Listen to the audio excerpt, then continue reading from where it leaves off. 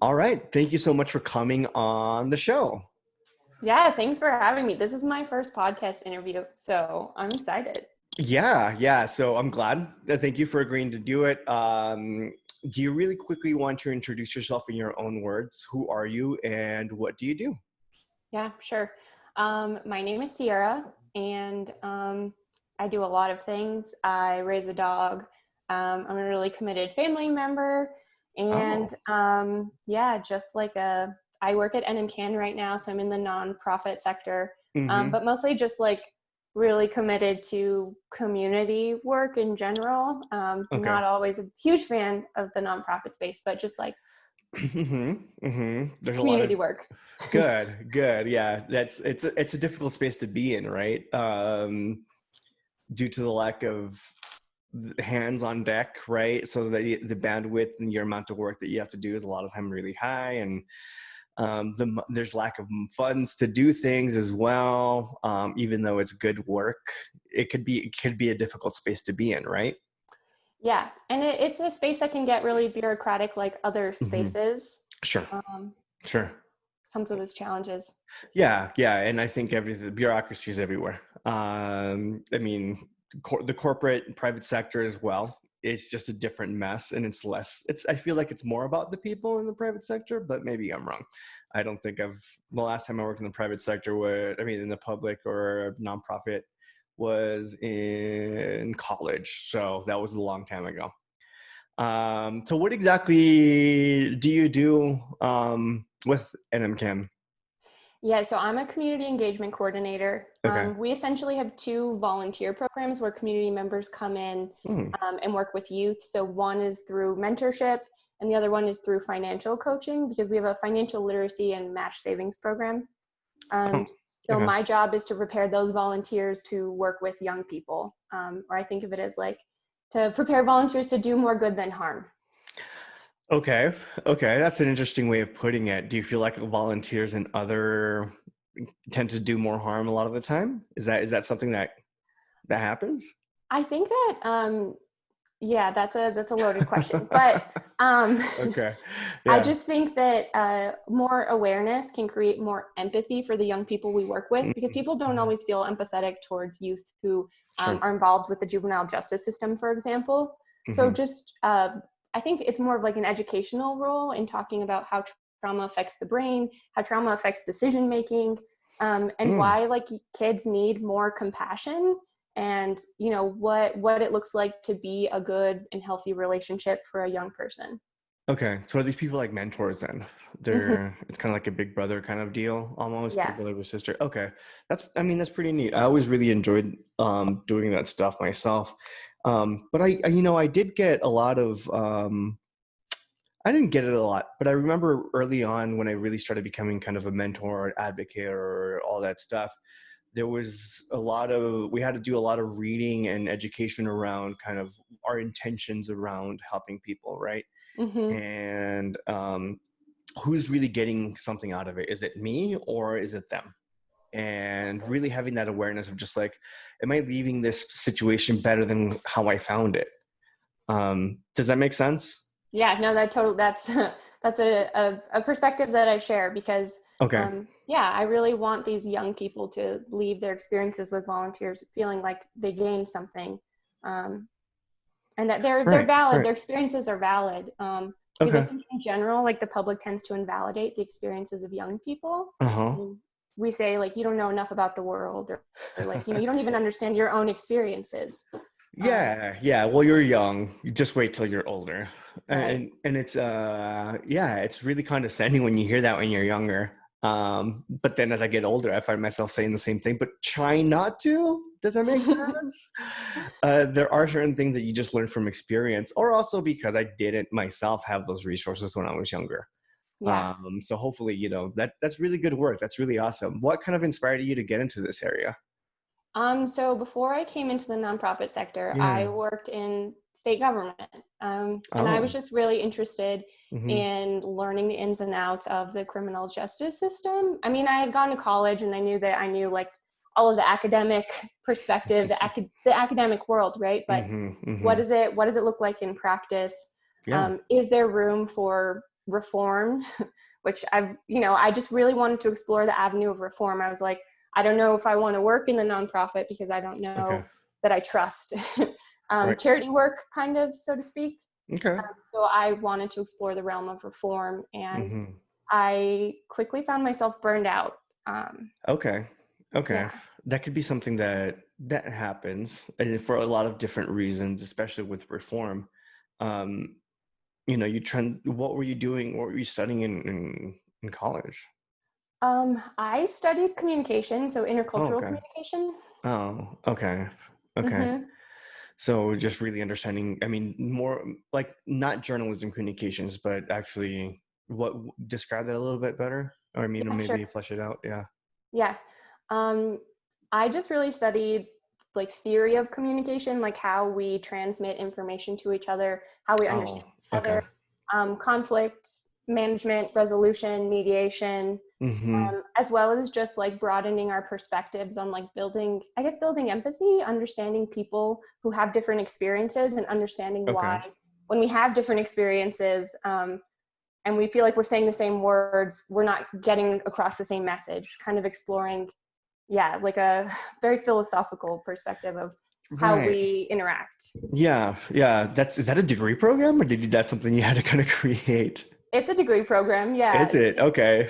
It's I a don't, developing one. Communication is like split off into mm-hmm. specialties, I guess, just like everything has. Sure. Sure. Okay. Because the only time I really remember seeing you around was in the language department. Yeah. And right. And I think that was kind of, I mean, that's something that's very important to all of this. Yeah. I'm So assuming. I guess I have two degrees. I have one in Spanish and I have one in intercultural communication. So Okay. that's why. Okay. That's what it was. Okay. So the Spanish, I mean, I'm sure it really helps with what the work that you do and really trying to understand how people communicate. Um, right. Yeah, no, it does. Although, funny enough, it was more of a personal journey. Oh, Spanish is my mom's first language. And okay. there was a day when I was younger when she told me, or I guess I just realized I didn't totally know my mom because Huh. she explained that she often like translated in her brain, like in Right. Spanish, and she speaks in English. And Yeah. I had this Yeah. like panic attack almost where I was like, I don't know my own mom. Oh, And yeah. so Yeah. I studied Spanish really like to explore Okay. that. Okay. And also, like, my mom's very proud Mexican heritage. Mm-hmm. And I just had a lot of interest in like getting to know Mexico, and like having grown up in the borderlands, just like understanding Yeah. who I was and what the history was. And Yeah. so yeah, I did it mostly just to like talk to my mom, talk to my Sure. grandma, Sure. kind of like know some part of my history. How's your Spanish now? It's really good. Yeah. Yeah, Good. yeah, Good. That's awesome. That's really good. So often I hear that people are just like, oh no, I mean, don't put me on the spot, all this stuff. So that's really good. And a lot of the students that I did have when I was teaching at UNM were very much people who felt like they didn't learn from their family, so they wanted to communicate with abuelita and with all these people, right? So mhm. this is all very interesting because I think it seems like what you studied and what you do is pretty much kind of in line with your own experience growing up. Is that correct? Yeah. In a lot of ways, yeah, it's informed by my experience growing up. And I have a white dad who doesn't Hmm. speak Spanish. Okay. And so, a lot of it was a desire to understand why I was bouncing between these worlds and what Mm-hmm. that even meant. And, just trying to like wrap my head around why I had different experiences with one half of Okay. my family than the other half of my family. Sure, sure. If they're very different experiences, right? There's like a code Yeah. switching, not just with the language, but with how you speak even one language between two different groups of people. Yeah. Did you grow up in Albuquerque? I grew up in Las Cruces. Okay, so you grew up in Las Cruces, which is definitely more borderland, right? It's right. What is it, like an Yeah. hour from the border? Maybe Just a little less. over. Little okay, so just a little over an hour. So it's very close. And it's very heavy in Mexican influence, right? Mm. More so than say central or northern New Mexico. Um, how was that experience for you? Besides just the family experience, like was there a lot of difficulties that you experienced growing up as a child, having kind of this dual identity? You know, I didn't. Really? I Okay. mean, yes and no. Like personally, like in terms of Yeah. my exploration, like Yeah. I definitely had some experiences getting bullied by Really? Mexican kids growing up for being so light skinned. And Oh, I was like frequently right. told that I like wasn't Mexican because my Oh, last name yeah. was Ludington. Right. Um, Yeah. Yeah. yeah, Yeah. and I like begged my mom. I would cry if my dad wanted to come to events at school because I wanted so badly for people to see that my mom was brown and that like I was not Hmm. so different. And so I mean there was some like personal development, and kids are kids, right? Like, and Sure. I Sure. don't like hold it against any of them. Like Oh, everybody was just no. trying to No. figure out this kind of in group out group. Mm-hmm. But in Mm-hmm. many ways I didn't know very many like first generation Mexicans until I moved to Albuquerque, because at this Oh, point, because of border patrol, I'm pretty sure that a lot of like undocumented folks and immigrants had gone further north than Las Cruces. So I grew up in a that pretty makes like sense. insulated kind of Mm. third generation Hispanic kind Sure. of place. Quote unquote Hispanic folks, if Yeah, you can't see. yeah, Why did you do the quote unquote Hispanic? I mean, I have my own reasons. And if you're okay with diving into it, let's do it. But like, yeah. so what is it? Why the quote unquote? I just associate the term Hispanic with like this white nationalism that has to do with Spain, and that's an opinion that I grew up with Yes. my mom.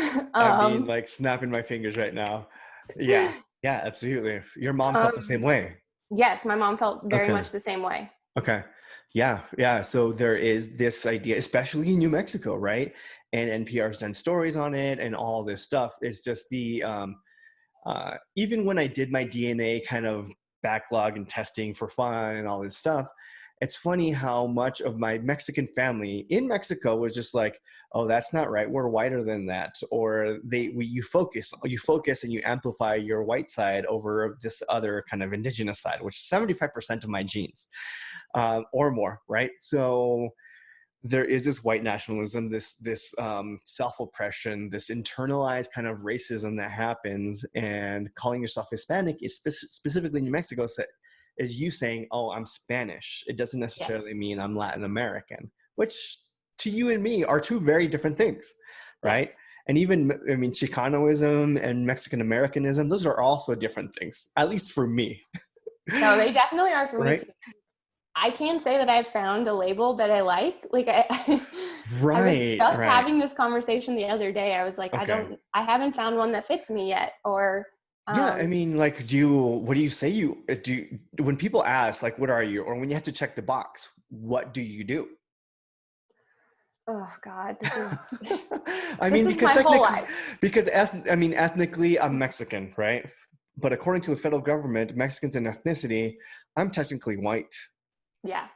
right? So I'm like, okay, um, that throws off so many statistics and my self-perception because of how the government sees me, right? So Yeah. how do you go about it? Do you like check other and then write something in? Nah, I usually just put white, and I just like Right, I'm right, like and I'm just not move gonna on. let this. Yeah, I'm not yeah. gonna fight this fight today. It's not. It's I don't Not know today, it. Satan. Okay. Not today. Yeah. Yeah, you know But what? Yeah, you pick your battles. I get it. yeah, I think the closest that I've gotten, I mean, and not on a forum, but in general, because I lived in Mexico for a year. I lived Okay. in Aguascalientes, Oh, nice. and the first day, I went on a Fulbright, so I went to teach English at a high school, Nice. and Congrats on that. thanks, Yeah, it's a big deal. yeah. And the teacher who was my kind of like I don't know mentor picked me Hmm. up, and in the first like 20 minutes after the airport, he was like, "So you're like not as white as I expected, but you're Oh, also like not brown. like what are So what you? are you?" Okay. um, Yeah. And and yeah, it was I tried to explain the best I could, and I think that the best I could do was I would kind of like tell my friends that I was just Mexican heritage, like American borderlands Mexican heritage. Like this mm-hmm. is Mm-hmm. Is Yeah. the only ways I can explain it. It's such a complex thing, right? It is such a complex thing. Yeah, and my family is from Santa Teresa originally. So like Okay. that's literally on the border. Um, Mm, and so my yeah, grandparents can speak English. right. That's the thing. It's like if they're on not only that, but if they're also from the border, northern Mexico, it's already really ambiguous as it is, right? So you're just like, because so much of the culture is just mixed. So much of the Spanish, even the Spanish is very Spanglish, right? Like they say troca, which is not a Spanish word, technically, right? I mean, you'll understand, but it's like camioneta. Troca is just like truck in Spanish. Hey, And hey, hey, we don't need any linguistic hegemony here, oh, okay? Like whatever. But like, valid. it's funny. It's funny. I think it's hilarious. Like Funny. parquear, right? To park. What's another one? Wipeada, which is literally means to wipe down, or mapear, which is means to mop. And so those little things that you're just like you grow up with them, but it's not until you do like go into academia and you start like, oh, that's, I mean, technically, that's not a word, but linguistically, yeah, it is. Because people understand it. So it's such an interesting, weird place, right? Like Sonora and hot dogs. Like hot dogs are an American food, but like they're also Mexican. Hamburgers in Mexico, like northern Mexico, have hot dogs on them. It's just very strange, kind of weird place to exist, right? It's It already to is. begin with. So if they cross the border, there really isn't much shifting and changing that's happening for them, right? No. Besides like the education and the flag. That's Yeah. And the um racism, but that's well, I mean, I'm gonna say it. I mean, Mexico's pretty racist. yeah, no, I'm not saying Mexico's not racist. I I just mean, mean yeah, that yeah. my grandfather was treated really horribly, even though he Okay. was like a pretty light-skinned, like Yeah, really yeah. good businessman. Like Mm-hmm. he really struggled with his farm in the United States. So, Yeah, and that is yeah. not to say Mexico doesn't have its own issues. I mean, my grandmother is very light-skinned, and that Mm-hmm. comes with its whole other. Well, yeah, yeah, like gringuitos, gabachos, güeros, stuff like that, right? Yeah. And so it happens. There's also myths of that, like there's no Jewish or Black people in Mexico. And you're like, Hmm. whoa, dude.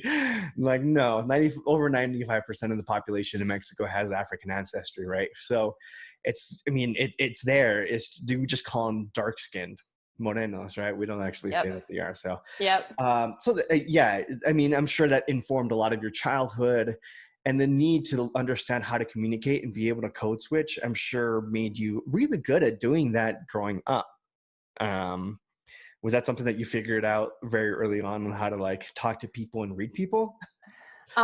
Yeah, but I don't even know if that was like out of experience or it was just like it's my personality. Like Oh, I'm a okay. very sensitive person, like very sensitive to those around me, very sensitive to like tone and Body body language. language. I've always felt really cued into those things.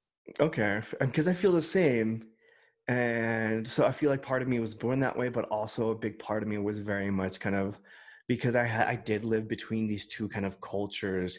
I had to at a very early age develop like what is this reading a situation and trying to understand at a higher level because I was translating for adults as a child. Yeah. So that was a thing. Um, so going into college, did you know that was something that you wanted to do right away, or is that something that you kind of figured out throughout your journey in academia? Oh goodness, no. I went through so many majors. What did you start I off as? What did you start as? I started as a women's studies major. Okay, so you've always been like an activist and an advocate for helping people. Yeah.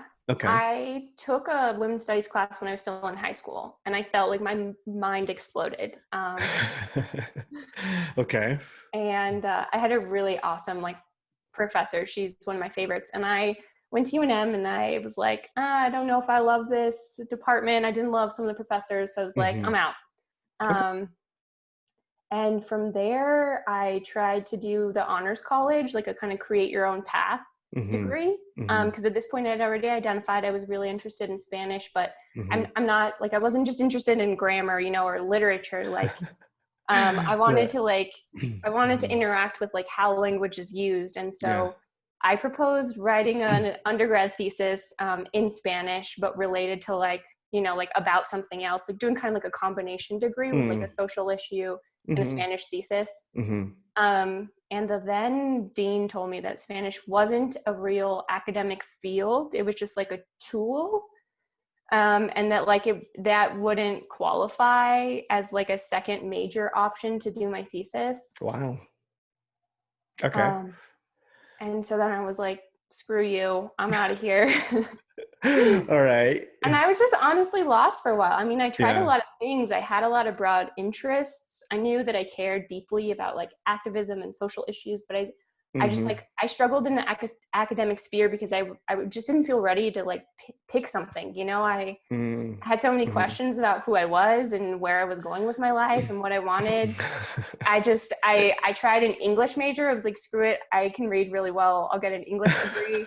I can Um, read real well. yeah. Okay. I mean, Um, that's something. Yeah. Yeah. yeah, I tried nutrition briefly. I mean, I've always like been really fascinated by nutrition and just like being a healthy person, but Yeah. Yeah. don't love chemistry. I really don't love Oh chemistry. no. Okay. Um, I'm starting chemistry one, like chemistry one on August 17th. hey, Yeah. it's for some people. It's I for mean, some we'll people. see. We'll see how it goes. I may hate it, but okay. So you Yeah. hated chemistry, so you didn't do that. And my last thread was just that I knew I loved people. I loved interacting Mm, with people. I knew mm-hmm. I had just an interest in communication. And so that's how I found myself in the comms department. Okay. So I feel like you a big going back kind of full circle to what you said. There was a keyword that you said was reform, right? So for me, reform and the idea of wanting to reform something really to me means that at some point something clicked and you realize the system's broken, right? What Mm-hmm. was there a moment? Was there something? Was there a class or a professor that was just like that all of a sudden you just clicked and you're just like, you can't superficially help. You need to completely turn the system upside down, right? And change the policies and change these things that are at its core. What was that for you? Um, I had that moment more than once, right? Like it Sure. wasn't like a singular, Sure. it was like a multiplicity of moments. Mm-hmm. Um, and I guess I don't work there anymore. So really it was like working for a Democrat who also called himself a progressive, um, Mm-hmm. Right. I have a lot of who issues with that, used but a yes. lot of a lot of like terminology and buzzwords that had to do with progressive policies and ideas. Mm-hmm. And working underneath him, I started to learn that like a lot of that language was used to cover up like truer intentions, and there was a large disparity between what was actually occurring and what was being said. Mm-hmm. And I think it kind of like that's the point where I start to get kind of scared. It still scares me sometimes when I hear him because I know what he's saying, but I know what's Mm-hmm. actually happening, and the two don't merge for me. No. And as somebody who like I don't know, I really highly believe in values and sticking to my values and developing values. Like Right. for me, Right. that's like the most dishonest thing you can do as a human is like, Yeah. Yeah. if you have those intentions, at least be honest about them. But to like hide under this progressive rhetoric was terrifying. I was like, that's not the reason I believe in any of these things. Like, Mm-hmm. Yeah. For me, the scary part is that it's not one siloed person. That's a system, an institution that is the Democratic Party in a lot of ways, right? And not only just the party itself and the politicians, but this kind of veil of I use it as I call it. It's not limited to only this demographic of people, but I call it white liberalism, right? In the sense that like just because you are liberal or you identify as Democrat, you simply get a pass on everything.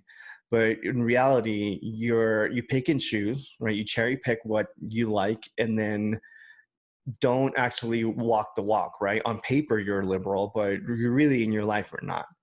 And there is a lot of jargon, a lot of ways that people kind of disguise this stuff. And most people who aren't educated or don't have the time to really dive in or understand these things are misled and misguided, unfortunately, right? And it's just not this one guy you work for. This happens a lot. So I'm assuming you got very jaded.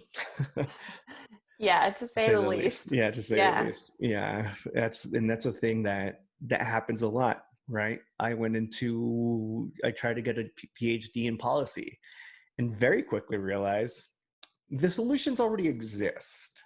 Thank you. Thank you. I have this thought all the time. Like, but they're sitting in like a database that you have to pay for, that only really academics have access to or read, and politicians either don't care, and all they really want to do, they don't implement these policies because then their job's done, Yeah.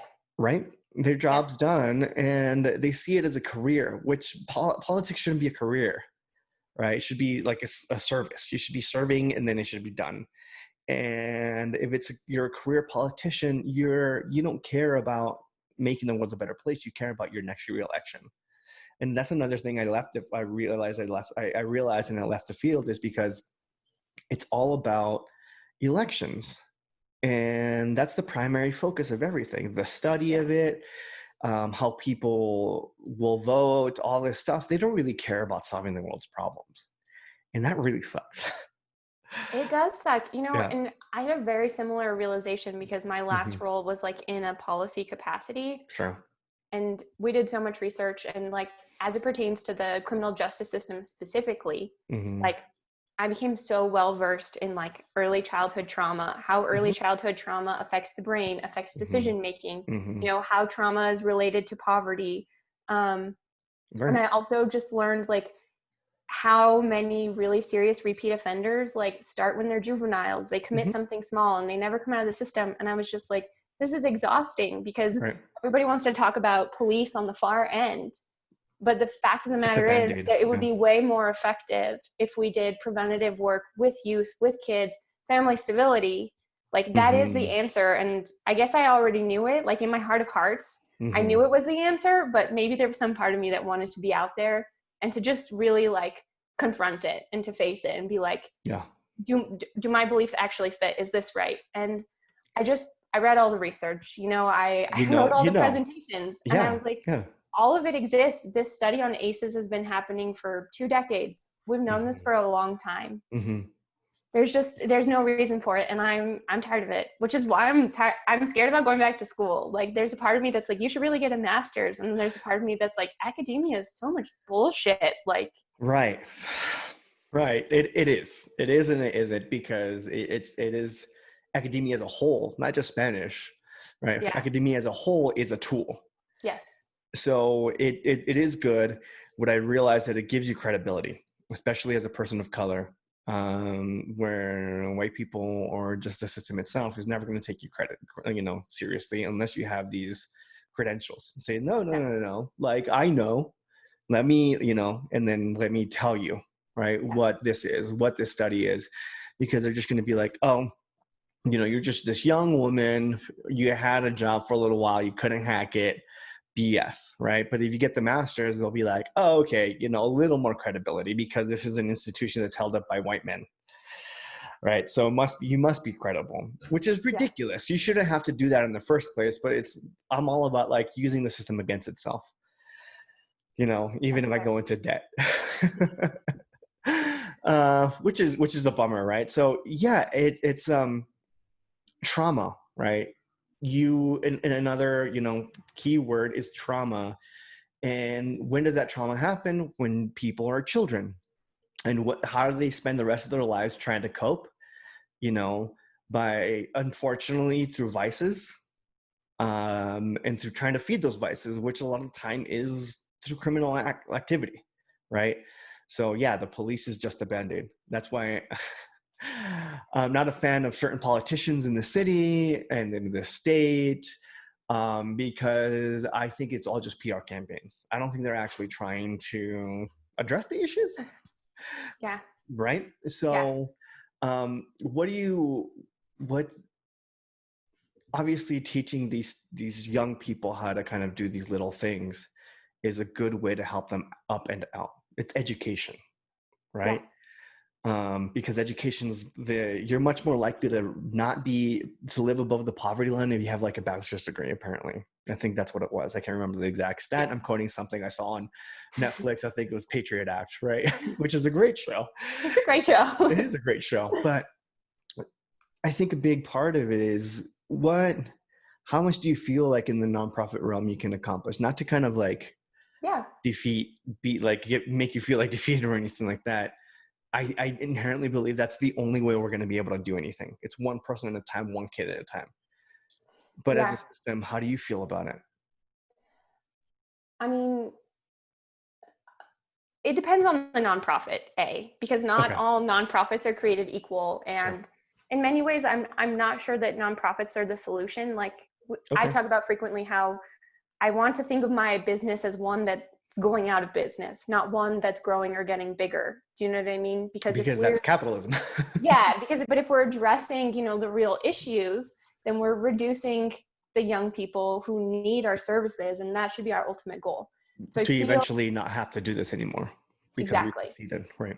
But given that they're, in general, and I'm not talking about like the nonprofit I work for, but like other nonprofits have grown to tremendous sizes. So I think it's proven that it's not always a solution. I go back and forth because I feel like one of the things that happens with nonprofits and like especially with like grant money is that it gets cut into smaller and smaller and smaller chunks and dispersed.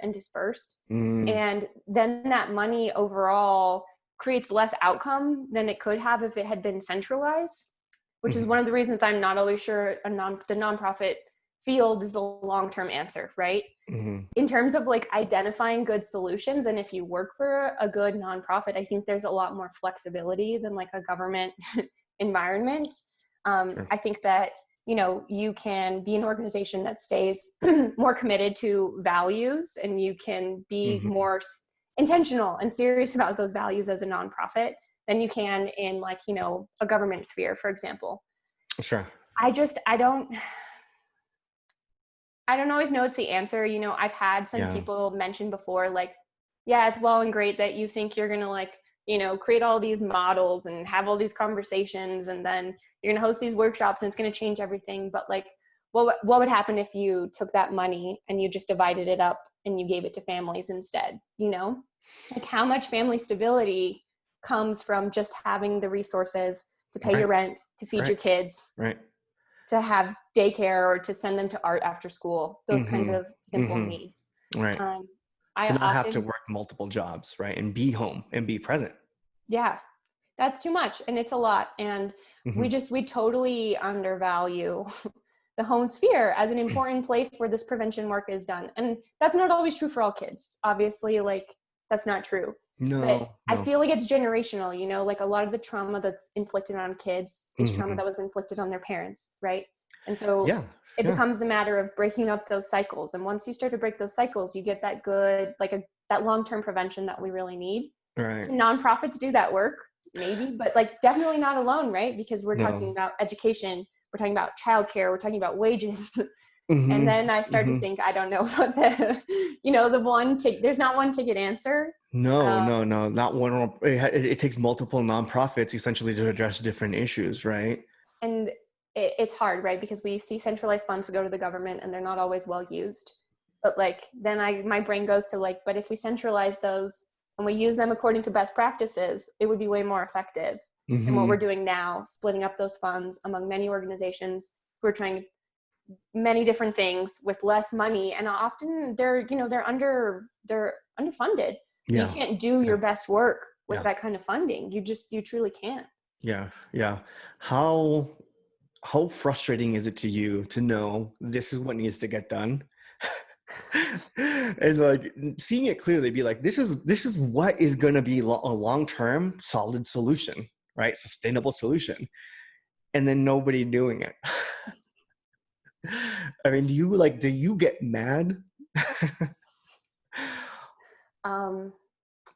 I don't get mad. I get really sad. I feel like this deep, like, and I don't know why it is.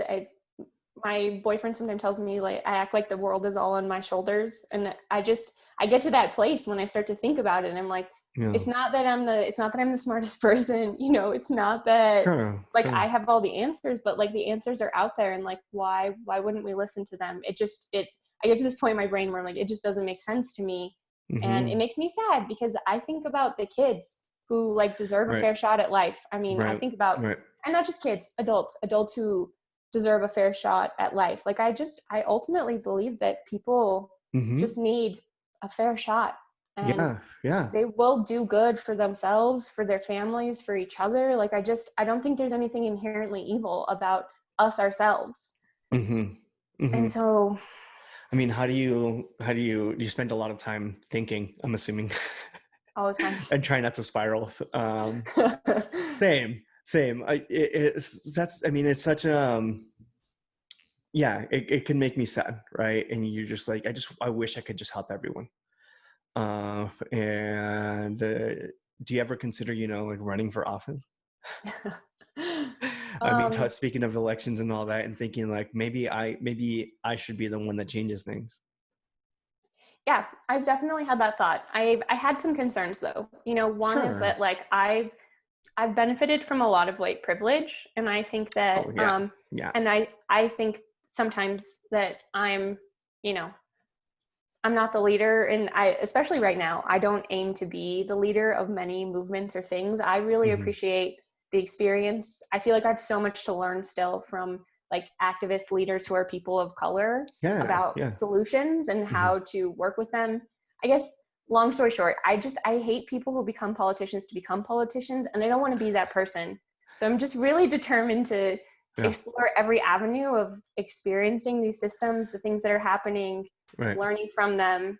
And if I find my way, if that day comes, I'll call you. Sure. But Yeah. it's not a I'll help you planned out. Yeah. Let's do it. I'll run your comms. it's not a plan right now. Right.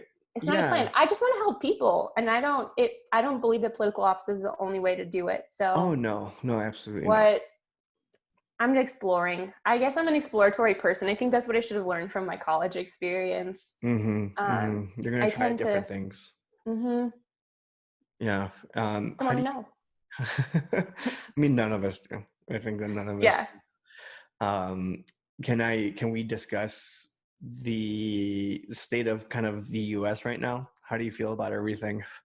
Um, I mean, whether it's political or health crisis and the pandemic, I mean, how are you handling all of this? And how are you seeing it impacting your community? Yeah. Um, I can't always think about the state of the world. I found myself focusing on smaller things lately just to Sure. try and like breathe most of the time, Yeah, yeah. Um, it makes me sad because I feel like a lot of the things that are occurring right now Mm-hmm. were inevitable because of the state we were in before the pandemic Sure, began, but sure. also could have completely been prevented if we had done better things to prevent it. And I feel like, I guess I don't want to say sad, but I feel hurt. I feel just a Okay, general sense of pain, sure. that I feel like so many people are suffering needlessly around me in our Um, community from a system that is not their fault yeah, that they've yeah, been subject to. yeah. And I just, I look at everything occurring and I'm like, yeah, I don't know how we thought that this was going to be any better because we've failed people for so long on so many fronts Mm, in this country. mm-hmm. I'm not an American patriot in any sense. Like I feel so embarrassed so often about Yeah, like the yeah. things that this country has perpetrated against people of color around the world before Sure, this began, sure. and how we treat our own citizens Mm-hmm. is it's miserable. It's Right, pathetic, right. frankly. Yeah. And I think most of our political leaders have failed us enormously. Mm-hmm. Yeah. And then I go walk my dog, and I'm like, breathe some fresh air. New Mexico's got great sunsets. Yes, yes, that's very true. It's a lot. It's a lot that's going on, right? It's a lot. It's overwhelming, especially for someone as bright as you are, who knows what's going on, and then you're part of me is just like, finally, something like the world's blowing up. Yeah. Because this is how, I mean, like, welcome to the party, people. Hmm. This is the pandemic itself. Despite how sad it is and how much it's impacting people and how many life has been lost, and it's going to continue to be lost, unfortunately. Um, it's really amplified the gaps that already existed, Yeah. right, in our healthcare systems, in our wage disparities, in the fact that billionaires are making so much more profit off of this, specifically off of this, right? So what, and the injustices in general, whether it's criminal justice or everything, it's kind of our time to shine. It sucks that it had to come to this, but the little release valves that have happened over time weren't enough. And our current political leaders antagonizing us even further with kind of over policing and the dispersion of federal police and all this stuff it's making it, it sucks that this is happening, but you can't ignore it anymore, right? Yeah. No one can. And if you are like, wow, dude, you're really trying, like, what is wrong with you? Yeah. So do you hope that good comes out of this? I mean, do you hope that, what do you think is going to happen next year or November? Oh man. Any predictions? No, I've got none about the election. Yeah, yeah, I've got no pulse on that really. I felt that yeah, way during the last election. I was like, my yeah. pulse is way off. Oh Obviously. no, for sure. Yeah, I think everyone's was last time around too. I mean, I think it goes to show how misguided academia was when it came to kind of the data, right? And how Mhm. to kind of controlling for things when you really don't understand people, Yeah. right? People aren't numbers. Yeah. People are people. And then Yeah. when it comes down to what you do, communicating with people, contextualizing the situation, and like, you need to understand the person. If you separate the person from the number, then you're never going to get a good idea as to what's going to happen, Yeah. right? And we're living in that world because a result of that, Yeah. you know. No, it's absolutely true. I mean, I have to say, I think the one really hopeful thing is like I was listening to KUNM this morning, and Mm-hmm. Keller's announced that he's pulling money out of the APD budget. I feel, and like I believe it's like LA has done the same, if not also like Portland. Um, I'm happy to see the defunding of police around the country. I Yeah, think there's already some really tangible change that's occurred that sure. makes me feel hopeful. Not to mention just like the mass conversations about abolition, right? That were not occurring Mm, pre-COVID. Like sure. you were an abolitionist last year, like you were a crazy leftist, Radical, right? communist, anarchist, I don't know, whatever other word somebody And could anti-fascist. inappropriately use because they don't know what it means. Oh, But geez, yeah. it's become such a mainstream conversation. And All part right. of my, intercultural communication or degree was just talking about like having a pulse on the world through popular media, right? Like, and not Mm-hmm. just like news and things, but also like TV shows. Like, what kind of images are we seeing represented? Like, what's being seen as okay? Like, what kind of conversations are our characters having? And I feel like Mm-hmm. this year Mm-hmm. we're experiencing a huge cultural shift in the like kind of media realm of like Sure. not just academic spaces, right? I'm talking like Mm-hmm. just general like consciousness in this country. Mm-hmm. And I'm excited to see where that goes in the years to come, because I Right. think that that's where a lot of social change is bred from, right? It's like sometimes it's the story about the queer person of color that you can empathize with, that you can see, in a non-political sense, Yeah. that like is what creates the change in your heart to understand the world differently. And I Yeah. feel like we're seeing a lot of that, and we were seeing a lot of that in our production of media. So I'm hopeful that we'll continue to see that kind of those Mm-hmm. images, those representations. Right. That normalization of these things that are very real. Yeah. Right. And but I just also foresee a lot more suffering coming, and no Mm. matter who gets elected in November, I know it'll continue. Right. um Right. and Because it's bigger than these two candidates. it's bigger than these two candidates, yeah.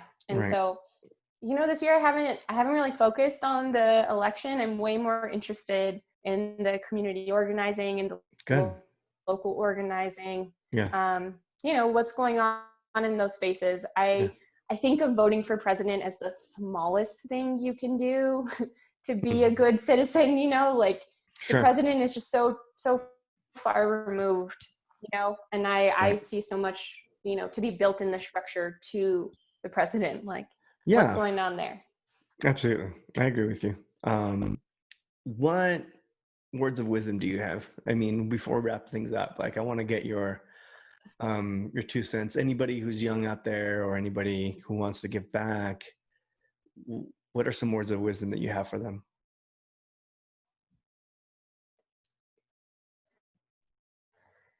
Hmm. Um, find a way to be empathetic in everything that you do, to practice empathy. I really think that Hmm.